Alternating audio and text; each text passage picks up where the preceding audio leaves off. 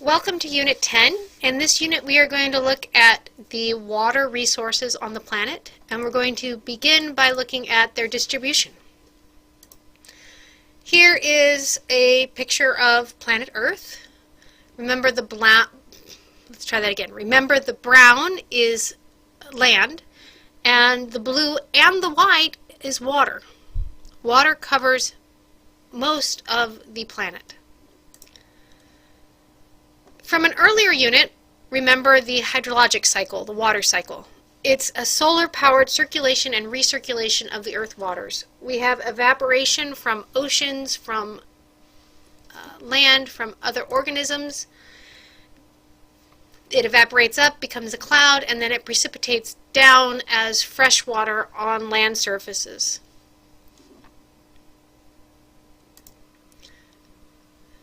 This shows the mean annual precipitation of the various land masses on the planet from 1961 to 1990.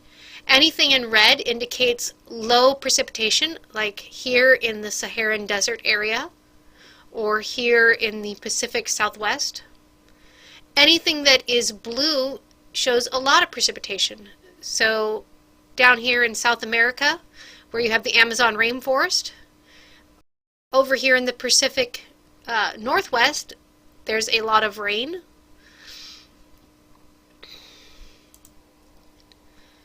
So what controls the distribution of the Earth's precipitation?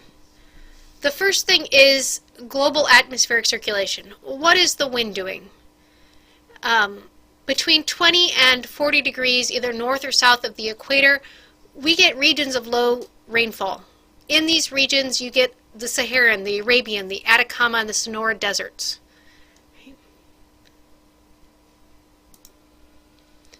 Here is a map of the deserts on the Earth. Again, the Saharan, which subtends across the 20-degree line. We also have, as I said earlier, the Pacific Southwest, along the western coast of South America, Western Australia.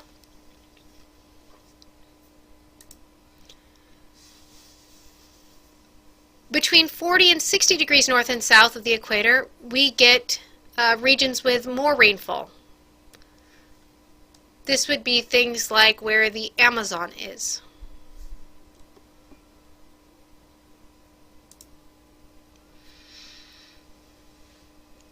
Another thing controlling the distribution of Earth's precipitation is the proximity to water sources. If you're far from a body of water, you're typically going to have more limited precipitation.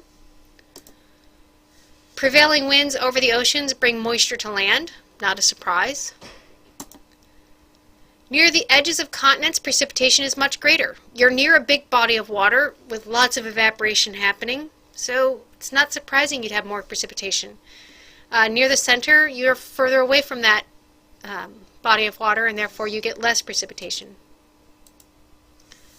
Another thing is you can get rain shadow. So for example, the Taklamakan Desert in Asia is shadowed by the Himalayas.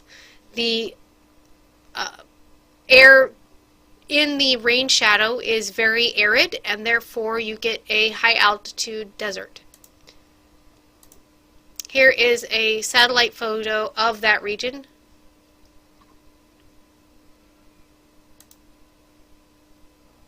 Oops.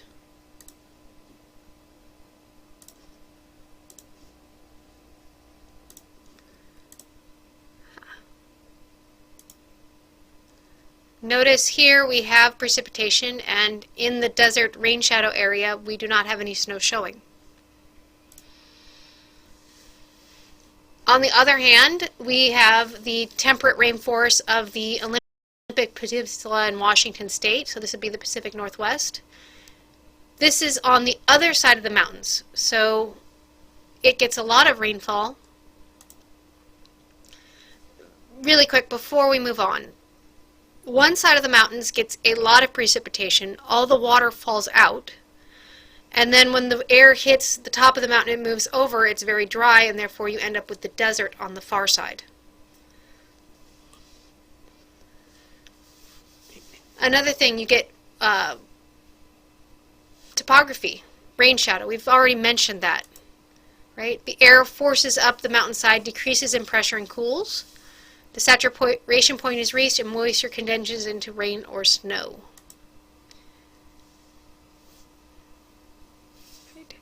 Air forced over the mountain is compressed, warms and dries, forming a topographic desert. That's what we just saw in the pictures, the last two slides. So this would be the region like the Pacific Northwest, where you get a lot of rain. This would be our high altitude desert on the far side.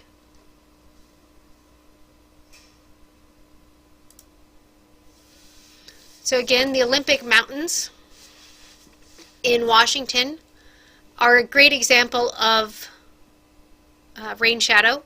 On the windward side, so the area nearest the ocean, you get over 200 inches of precipitation a year.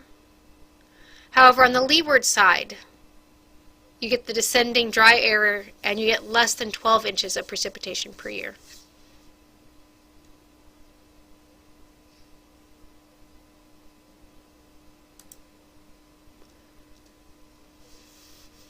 In this rainforest, you get abundant streams and lush foliage.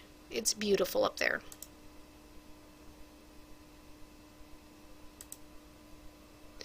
On the other hand, in the rain shadow, it looks very, very, very different. Here is a graph showing the precipitation in West Virginia. The more blue or pink it is, the more precipitation. The more orange or yellow, the less. So where Shepherdstown is, over here in the eastern panhandle, is not the most rainfall heavy place in the state. I don't know what is going on in this little blip right here. It must be a mountaintop or something.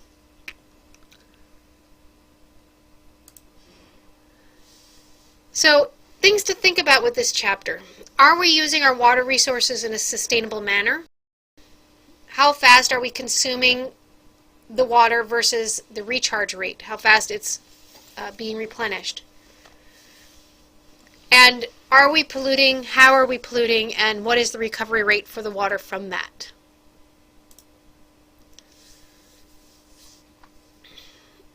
If you look at water supply, globally, there's plenty. Not distributed the best, though, because in some places you have a lot of rain and a lot of water, and in other places you have very little.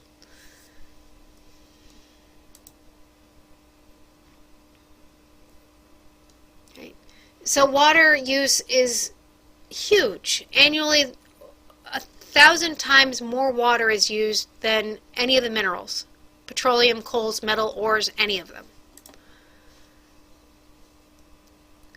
U.S. use per capita is 850 cubic meters per year, which is over 2.5 times the world average.